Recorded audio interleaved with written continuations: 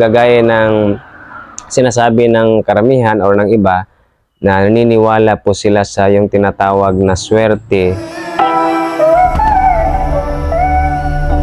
Alam mo ba, ang totoong tinatawag na lucky charm ay naandito lang pala sa ating katawan at hindi mo na kailangan pang bilhin, hindi mo na kailangan pang gumastos at hindi mo na kailangan pang magbayad para ikaw magkaroon ng tinatawag nilang swerte.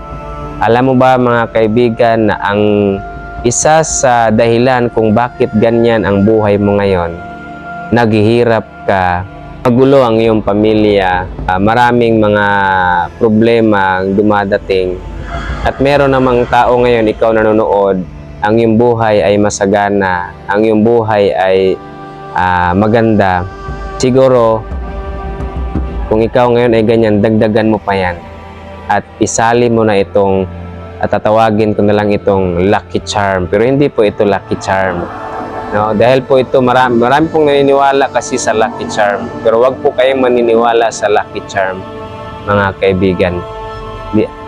Ang paniniwalaan natin, yung tinuro ng Diyos sa atin, hindi yung turo ng tao. Kung totoo pa yan mga kaibigan, yung tinatawag na lucky charm, halimbawa yung bato o yung mga ganito na mga sinusuot, ay dapat sana yung mga gumagawa niyan, sabi kasi nila mayroon daw mga lucky charm na magpapayaman at mayroon daw lucky charm na lalapit sa iyo ang pera. Pero sa totoo lang mga kaibigan, kung totoo yan, dapat yung gumagawa niyan, hindi na sila nagbibenta. So bakit pa sila magbebenta niyan? Kung yan ay magpapayaman sa kanila, lalapit ang pera sa kanila. So mga kaibigan, isa lang yang panlilin lang sa atin. Pero ito mga kaibigan, hindi po ito panlilin lang dahil salita po ito mismo ng ating Panginoong Diyos. Sabi po dito sa Proverbs chapter 18 verse 21, "Death and life are in the power of tongue." At sabi po dito mga kaibigan, death and life are in the power of tongue. Ano po yung tongue? Yung pong dila natin. Ibig sabihin pala mga kaibigan, ang sabi po dito, and they that love it shall eat the fruit thereof. So ibig sabihin, kung ano yung sinasabi ng iyong dila, ayun po ang iyong gusto ng iyong buhay. Yun po ang gustong magaganap ng iyong buhay.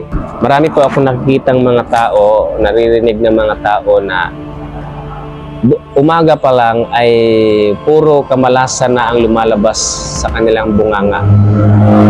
Puro pagmumura, puro pagtatawag ng mga demonyo, ano pa yan tinatawag nila dyan, mga pet, na yung bang mga negatibong mga salita, ay yun po ang nangyayari sa kanila. Huwag niyo po itong sasabihin mga kaibigan, yung pong nakasanayan natin, lalo na po sa mga kaibigan nating naghihirap sa ngayon. Baka po ito yan ang sitwasyon ng buhay mo ngayon, baka yun po ang lagi mong sinasabi. Yung bang lagi mong sinasabi, mahirap lang talaga tayo, ganito lang talaga tayo, hindi na talaga tayo asinso, hindi na talaga tayo yayaman pa, wala na talagang mangyayari sa atin. Ibig sabihin mga kaibigan, kung ano yung laging lumalabas sa iyong bibig, ayun po yung gusto mong mangyari sa iyong buhay. Sabi po dito, and they that love it shall eat the fruit thereof. Kung ang lumalabas sa iyong bibig ay kamatayan, ayan po ang mangyari sa iyong buhay. Kamatayan sa pinansyal, kamatayan sa negosyo, kamatayan sa kasiyahan, ayan po ang mangyayari. Dahil sabi po ng Bible, kung ano po yung lagi mong sinasabi sa iyong dila, ayan po ang magaganap. Kaya siguro po ganyan ang buhay mo ngayon. Naghihirap ka dahil hindi mo pa ito alam. Kaya mga kaibigan, salamat at napag-usapan natin ito ngayon. So, ibig sabihin, kung gusto mong ang iyong buhay ay maging masagana, lagi kang magsasabi ng masagana. Kahit na naghihirap ka pa ngayon, sabihin mo, balang araw yayaman din ako. Balang araw magkakapera din kami. Balang araw aahon din kami sa hirap. Yung mga taong ganyan, yan po yung umaasenso. Hindi ka makakita mga kaibigan ng mga milyonaryo o yung mga mayayaman na nagsasalita ng ganyan. Ang lagi pong sa kanilang isipan ay think positive. Ibig sabihin, kailangan laging buhay ang lumalabas sa iyong dila. No? Sabihin mo, bukas may pera na tayo, hindi na talaga tayo, balang araw yayaman tayo, balang araw ahon tayo sa kahirapan, balang araw yung negosyo natin aangat, balang araw. Basta, ibig sabihin, dapat mga kaibigan, kung gusto mong umasenso ang iyong buhay, dapat ang lumalabas sa iyong bibig, dila, araw-araw ay buhay.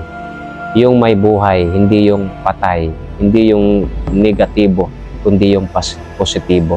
So mga kaibigan, ang totoong lucky charm ay nandyan po sa iyong dila. Gamitin mo po yan nang magkaroon ka ng buhay.